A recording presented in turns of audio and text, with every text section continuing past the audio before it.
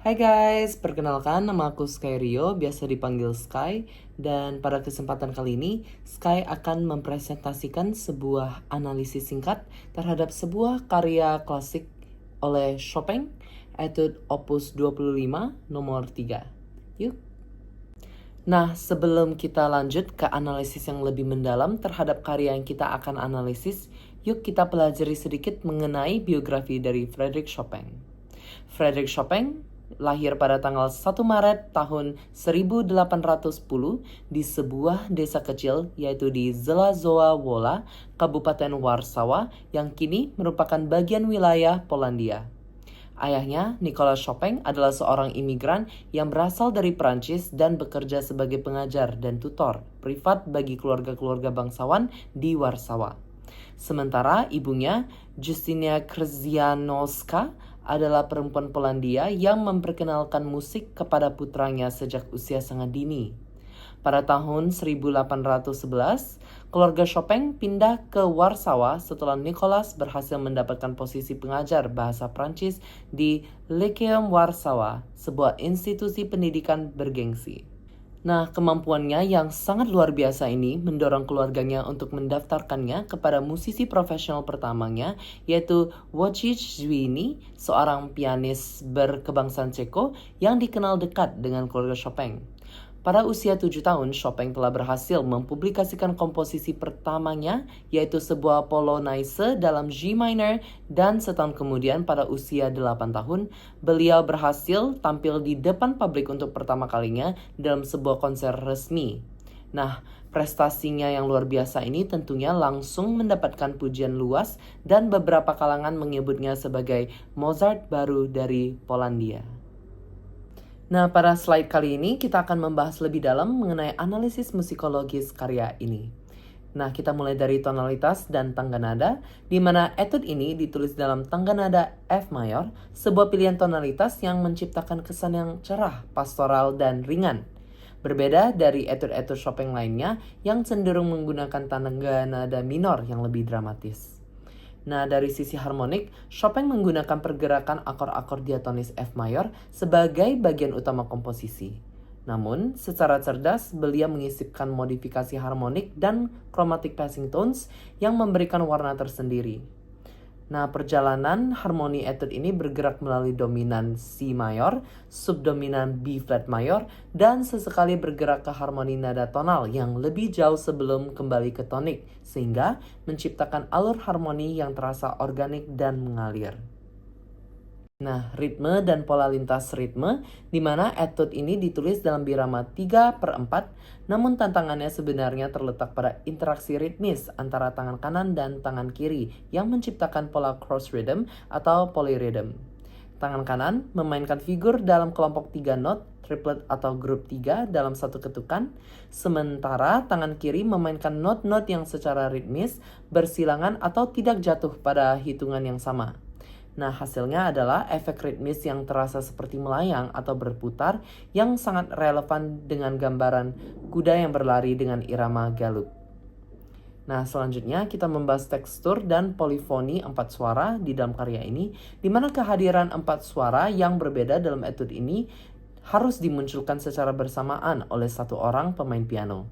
Keempat suara ini adalah yang pertama melodi utama yang berada di posisi sopran atau treble, yang kedua adalah suara tenor atau inner voice atas, yang ketiga adalah suara alto atau inner voice bawah, dan yang terakhir adalah bass yang menjadi pondasi harmonik.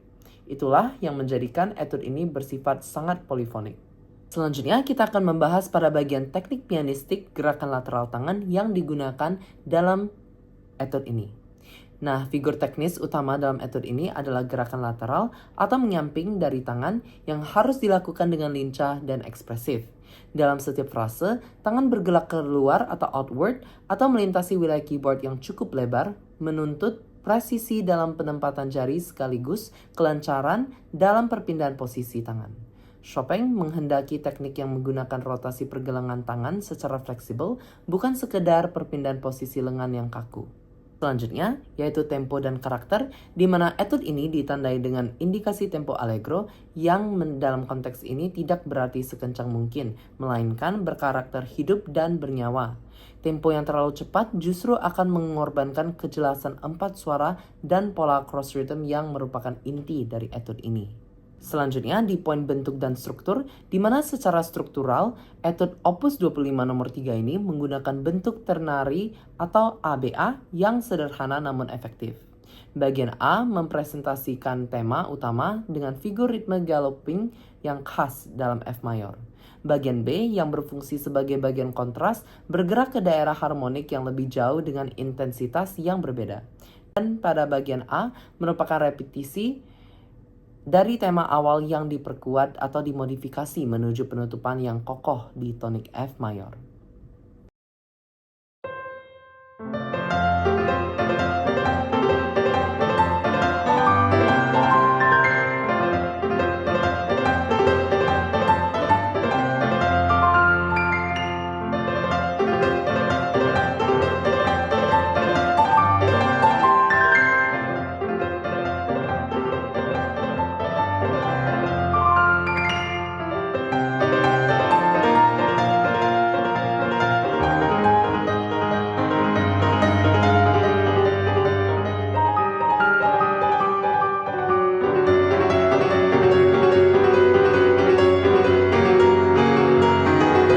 Nah, gimana tadi? Sudah mendengar dan pasti kalian sudah ada gambaran, oh ternyata karya ini begitu cara pemainannya dan terdengar sangat ceria namun cukup sulit.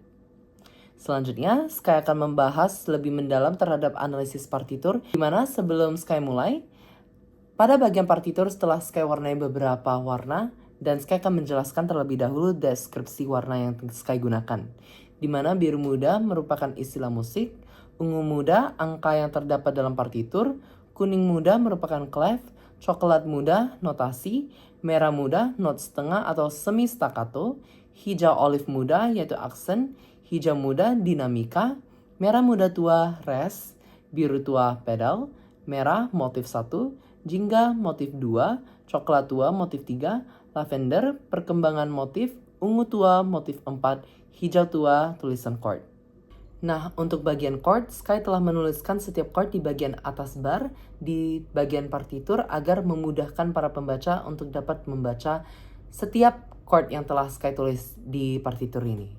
Nah, agar mempermudah para pendengar untuk mengerti analisis Sky, Sky telah membuat beberapa poin-poin dari per halaman yang telah Sky buat, di mana Sky akan mulai pada halaman pertama ini.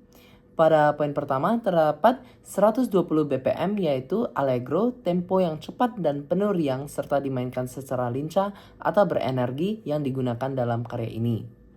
Nah, selanjutnya F mayor merupakan nada tonik dalam karya tersebut.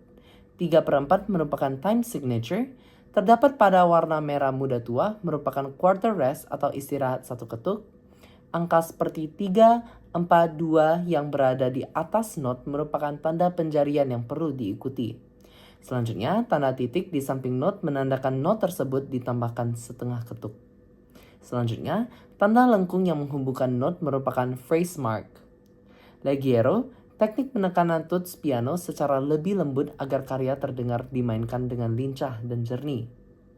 P, dinamika yang piano atau lebih ringan atau volume yang kecil. Warna olive yang merupakan aksen agar pemain memberi penekanan yang lebih pada not tersebut. Warna biru tua di mana merupakan tanda LED yaitu menginjak pedal dan tanda bintang yang menandakan lepas dari pedal piano. Yang terakhir angka 8 yang sebagai penanda naiknya 1 oktav pada not tersebut. Selanjutnya pada page kedua di mana warna jeruk menandakan adanya perubahan motif dari motif utama yang berwarna merah sebelumnya. Segue sebuah teknik yang digunakan untuk transisi secara langsung dari sebuah movement ke movement berikutnya tanpa adanya jeda agar aliran musik mulus. Terdapat angka 3 yang menandakan opsional penjarian, 3 dalam kurung. Selanjutnya terdapat nada crescendo dan decrescendo yang berwarna hijau muda, di mana crescendo merupakan volume semakin besar, sedangkan decrescendo merupakan volume semakin kecil. Lanjut ke page ketiga, di mana ritenuto merupakan perubahan tempo secara mendadak agar memberi kesan yang lebih dramatis. A tempo merupakan perubahan tempo yang kembali ke ketukan tempo semula yaitu allegro. Pada bar 25 hingga bar 28 tidak dapat dinyatakan chordnya dikarenakan transisi dari F mayor ke B mayor yang merupakan sebuah lompatan yang cukup jauh. F yang merupakan dinamika permainan piano secara forte atau lebih keras. Warna lavender pada bass merupakan pengembangan motif dengan tidak adanya permainan stamp atas namun ritmis yang tetap sama. Sempre segue yaitu tanda yang diberi kepada pemain agar mempertahankan teknik, gaya atau pola permainan yang sedang berjalan ke bagian berikutnya tanpa adanya jeda atau perubahan. Dimin yang memberi pertanda kepada pemain untuk menurunkan volume permainan secara perlahan-lahan. Dan yang terakhir, ritenuto, yaitu pertanda agar tempo melambat secara spontan. Dan pada page yang terakhir yaitu page 4, di mana FZ merupakan sebuah singkatan dari forzando, yaitu aksen pada permainan tersebut secara lebih ditekankan atau aksen yang kuat secara mendadak. Sempre con pet merupakan pertanda untuk pemain agar menekankan kaki di pedal sepanjang karyanya agar dapat menyambungkan nada dan memperpanjang gema suara piano. S'mores yaitu memberi pertanda agar pemain dapat perlahan-lahan mengkecilkan suara volume piano atau perlahan-lahan memudar. Warna coklat muda merupakan pengembangan motif baru pada bass dan treble clef di 2 bar akhir. Terdapat PP yang merupakan pianissimo berfungsi agar dinamika yang dimainkan lebih kecil atau volume suara lebih halus dibanding P piano. Pada bar terakhir, terdapat sebuah simbol yang diwarnai olive hijau yang merupakan fermata di mana fungsinya agar pemain dapat bebas menahan tempo nada sesuai dengan keinginan aksen yang mau diberi untuk mengakhiri karya tersebut. Terdapat juga kata TR jika kita perhatikan yang dimana merupakan sebuah ornamen musikal yang memberi tanda pergantian dua nada yang cepat. Terakhir, acciaccatura, sebuah ornamen musik yang dimainkan dengan sangat cepat sebelum memasuki nada berikutnya agar memberi timbre suara yang lebih unik. Sekian hasil presentasi analisis Sky terhadap karya Chopin Etude Opus 25 nomor 3 ini. Semoga hasil analisis Sky dapat membantu beberapa pendengar dan dapat memberi pemahaman yang cukup jelas kepada para pendengar pada video ini. Mohon maaf jika ada salah kata atau definisi yang telah Sky salah menyampaikan, dan semoga Sky dapat memperbaikinya di masa yang akan mendatang.